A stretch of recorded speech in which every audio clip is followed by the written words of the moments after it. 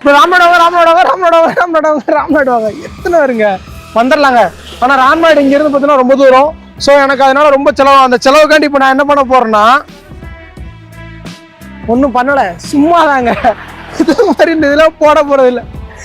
உழைச்சி சம்பாதிங்க, அதுதான் கையில் நிற்கும். ஒரு 10,000 கையில் இருக்குன்னா அதை உங்களை நம்பி நீங்கள் இன்வெஸ்ட் பண்ணுங்க.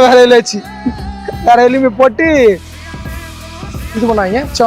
ராம்நாட்டில் எங்கே சாப்பிடலாம்னு சொல்லிட்டு ரேட்டிங் பார்த்துக்கிட்டு இருந்தேன். கரெக்டாக அந்த காளிதாஸ் ஹோட்டலில் கொஞ்சம் டாப்பில் காமிச்சிச்சு. சரின்னு சொல்லிட்டு நேரம் அந்த கடைக்குள்ள வந்துட்டு அப்படியே பிரியாணி ஒன்று, அதுக்கப்புறம் சிக்கன் ரைஸ் ஒன்று ஆர்டர் போட்டேன். ஃபர்ஸ்ட் ட்ரையில் வந்து பிரியாணி அது ஓகே, உண்மை நல்லா தாங்க இருந்துச்சு. அதுக்கப்புறம் சிக்கன் ரைஸ் சாப்பிட்டா அது உண்மை சூப்பராக இருந்துச்சுங்க. நான் உண்மையாக ஒரு நல்ல ஒரு டேஸ்ட். அதுக்கப்புறம் அங்கே சிக்கன் கொத்து பரோட்டா ஒன்று ஆர்டர் போட்டாங்க. அது உண்மையாக ஒரு செம்ம. நான் நெக்ஸ்ட் டைம் போனால் அங்கே போய் சாப்பிடுவேன். அந்த அளவுக்கு நல்ல ஒரு டேஸ்ட்டில் இருந்துச்சு. தான் இப்பயும் சொல்கிறேன், உங்களை நம்பி நீங்கள் வந்து இன்வெஸ்ட் பண்ணுங்கள்.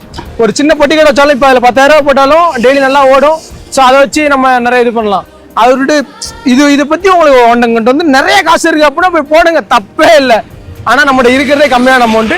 ஸோ அதை கொஞ்சம் யூஸ்ஃபுல்லாக வந்து பயன்படுத்துங்க. ஓகே, பாய் சில் ப்ரோ.